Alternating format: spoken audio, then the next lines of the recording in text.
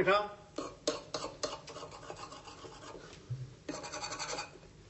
Ah, the old four-wood, eh?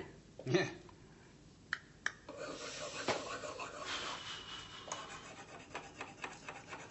Mending it, then? Yeah.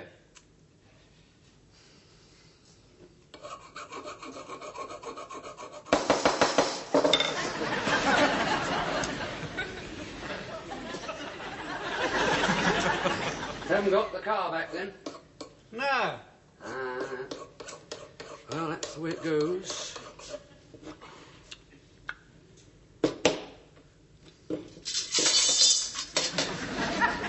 You want something? Me? No. Just having a breather. See. Oh, women, eh? Ah. What do you mean, ah? You've had a row, then? How'd you know? I heard the screams. Oh. Barbara really must stop doing that, you know. She really must learn to string her arguments together cohesively. I should have said that the looks she was giving you over the dinner table last night were eloquence itself. Women, eh? Tom, eh? What? You are a fool sometimes. Why? Well, I ask you. We all know that Barbara hasn't got much in the way of clothes these days, but on you go, blundering on like some short-sighted hippopotamus about Eileen and her haute couture. Oh, come on, Jerry. You're a bloke. You're supposed to be on my side. Ah, I know what it is. Margot's been getting at you. She told you to tell me off. Got nothing to do with Margot. You're not actually claiming you understand all this yourself, are you? Some of it, yeah. What suddenly makes you so clever? Standing next to you. Oh, now look, mate. You're arguing from a very precarious position. I mean, you and Margot have the odd row, don't you, like 10 or 15 times a day? Yeah, but that's just the point. It's meaningless with Margot. It's just a means of communication. With Barbara, it really does mean something. I think you ought to give it a little thought. I have, and she's wrong. Okay. Fine. Well, she is. Isn't she? You know, Tom, Barbara once told me that she loved you for your sensitivity. Really? Yeah, she did. You asked me, you've buried your sensitivity along with your potatoes. What? Barbara gave up a lot of the normal feminine perks for you. Well, silly things maybe, some of them. But she gave them up without a second thought. And I think the least you can do is respond when she has the odd withdrawal symptom. I gave things up. Like what? My job. But you hated it. Yeah, but I gave it up, though. And here's one. I couldn't afford to play golf. I gave that up. You were thrown out of the club for shooting rabbits on the short 17th. I've only got one suit, you know. I don't complain. Why should you? You're naturally scruffy. Barbara isn't. I think you ought to make allowances. You changing sex or something? Ah, you know I'm right. You carry on like this, you'll end up editing the woman's page. Yes, you do know I'm right. Feminist fop. You know I'm right. How do I know you're right? Because you've resorted to abuse. Clever Dick. You're doing it again. Shut up!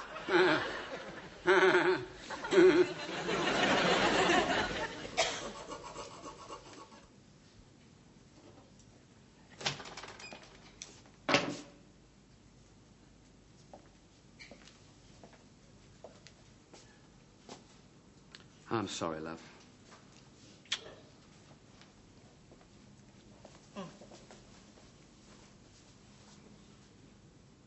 I don't like that.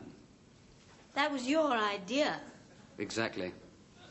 How about wait until you see it with...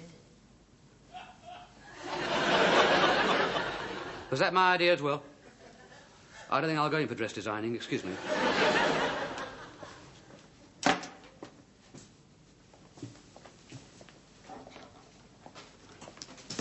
It's a posh frock.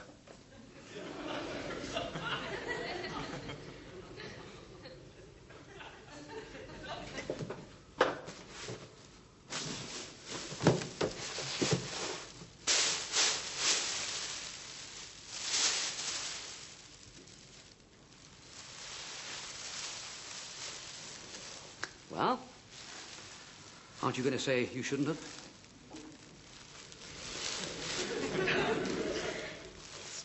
Beautiful.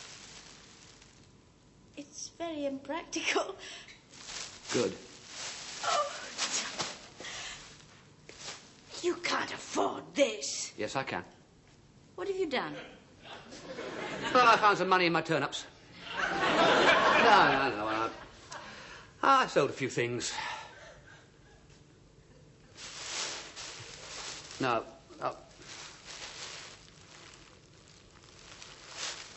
Oh, Tom. Well, don't worry. I didn't sell my Peter Dawson record.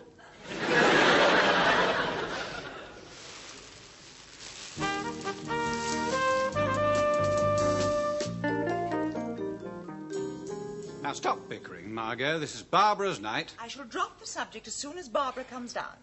All I'm saying is, Jerry, that had I not gone round to the garage in person, then we would not have had the car for this evening. Of course, you realise I shall never be able to put my face in there again after your performance. I don't like the word performance, Jerry. It smacks of the circus.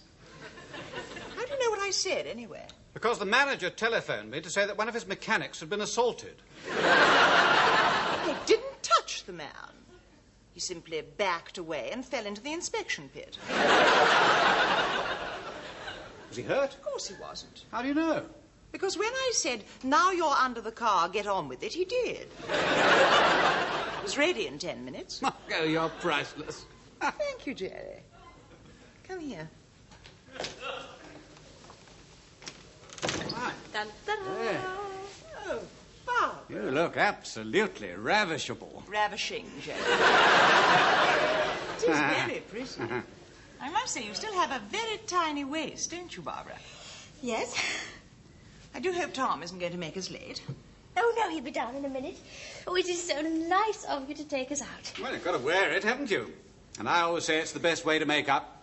What do you mean always? Oh, whenever Margot and I have a row, I always take her out afterwards, don't I, darling? You make it sound as though we're always arguing. We are, aren't we? No, we're not. Yes, we are. We're not. We're arguing now. Of course we're not. Sorry. Come on. I could eat a horse. Well, a Shetland pony anyway. What are you looking at? You. Haven't you ever seen an Adonis before? Tom, you look an absolute shambles. I do not. I'll have you know that this is a jacket of my dress suit. Well, put the trousers on as well. They're meant to be worn as a set, you know. I don't want to show you up, do I? I got the trousers covered in creosote doing that fence.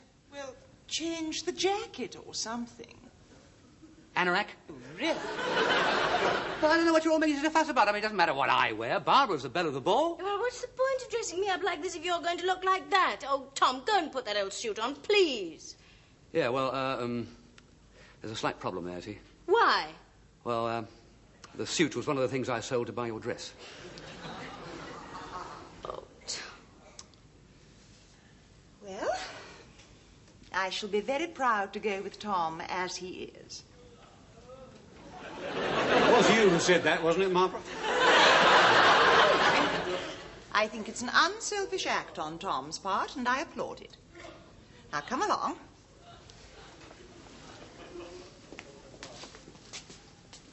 Only do put him behind a pillar or something in the restaurant.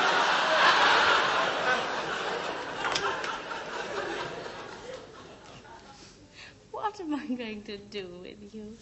I don't know. Looking forward to finding out, though. Come along.